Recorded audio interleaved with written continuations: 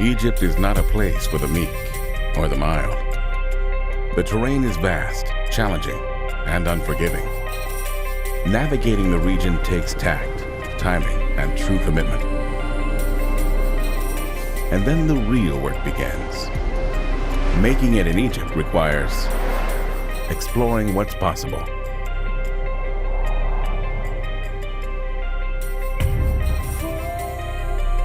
Mention Egypt, and most people immediately think of a mysterious, dry land. But take a closer look, and you'll find Egypt has much more to offer. More than 80 million people live in Egypt, and almost 90% of this growing population is concentrated within the Nile Delta. This includes the 17 million who call Cairo home, making it the 11th largest city in the world. This rapidly growing population and industrial complex demands fuel, and lots of it. Transportation fuel consumption alone for the country is projected to triple over the next 2 decades. And natural gas consumption is forecasted to increase tenfold over just the next decade.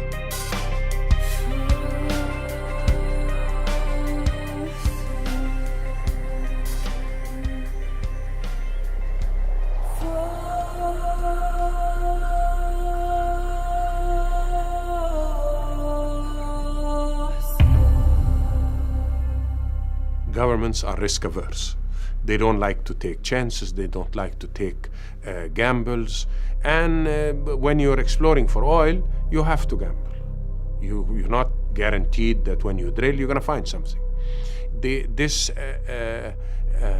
adventurous spirit of Apache has opened for us a number of areas and a number of horizons. They went into places where there wasn't a chance in hell they would find something. And yet they went and they drilled and they spent money and they found something. They're our favorite foreign investor.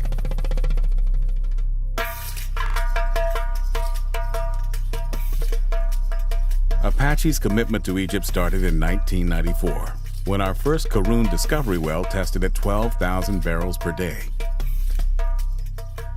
Apache expanded across the Western Desert during a period when most oil companies were leaving the area. This was done by working with the Egyptian government to capture acreage and assets through a series of concession agreements.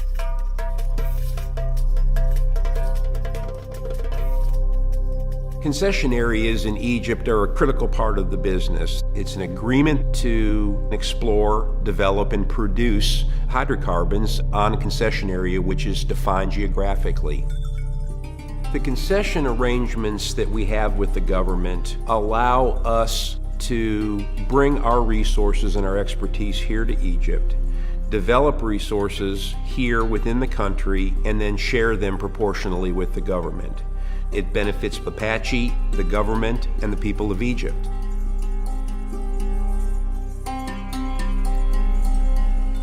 Today, Apache controls over 11 million acres in Egypt, enough acreage to cover Massachusetts, Rhode Island, and Connecticut, with plenty of room to spare. We're only producing from about 10%, or about 1 million acres. And even working just 10%, Apache is able to produce approximately 200,000 barrels of oil and over 800 million cubic feet of gas per day on average.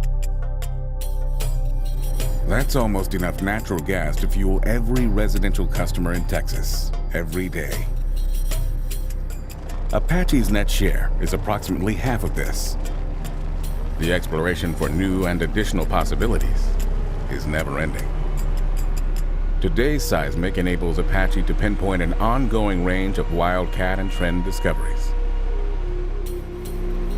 About 10 years ago, Apache started to acquire 3D seismic surveys in the Western Desert with a high degree of success. What the 3D seismic allows us to do is to accurately image the structures that sit beneath the Western Desert and to target these with our exploration wells. And since using 3D seismic, we've been able to achieve about a 50% success rate historically. We keep crews running pretty much all year, and we acquire, last few years, almost 4,000 square kilometers a year. This ongoing effort has enabled Apache to amass the largest 3D seismic library for Egypt in the world, over 35,000 square kilometers, or 8.6 million acres of 3D, and constantly growing. The result is a steady stream of exciting new leads for future opportunity and development. The Western Desert is known to have over 100 productive horizons. Typically, these are found between 5,000 and 15,000 feet. Apache manages its drilling program to take full advantage of this abundant opportunity, focusing on 5 principal horizons in Egypt: the Abu Roash, the Bahariya and Karita, the Upper AEB, the Lower AEB, and the Safa and Deeper. It's common for many wells to encounter 10 productive zones or more. After drilling to total depth, the deepest prospective zone is completed and produced first. Once it's depleted, Apache moves up the wellbore to the next productive opportunity, effectively managing the company's behind-pipe inventory on an ongoing basis. Using technical knowledge from other regions around the world, like water flood and well fracturing techniques, also contributes to Apache's success in Egypt, and it enables Apache to maintain a very active drilling and recompletion program, up to 400 wells annually that will result in years, if not decades, of potential. But this level of production would not be possible without significant investments by Apache in Egypt's infrastructure. Salam Base is at the heart of the company's Western Desert operations. With the Qasr gas discovery, Apache's largest, and other oil exploration successes, the company has constructed 5 gas processing plants and a number of oil handling facilities, all connected by hundreds of miles of pipelines and roads to bring the hydrocarbons to market. The Egypt region is the largest region in Apache's portfolio. It is considered one of the growth regions. We have been very successful in increasing production here, in developing opportunities, and in monetizing those opportunities. Historically, we found the Egyptian people to be very welcoming. We've also found the government to be easy to work with, reasonable, and logical. We feel comfortable here. We feel at home here. Apache has a home in Egypt. There's a certain social commitment that Apache brings. They care about the people that work for them, about the places they work in, and it has set not a standard, because they're not everywhere, but a reference. Whenever you want to ask somebody's commitment, ask his participation, you say, look at these guys, do what these guys do. It's not just talk, they deliver. They have contributed to our school system. They have contributed to other schools that teach foreign degrees, high school diplomas, etc. in Egypt, where Egyptians go.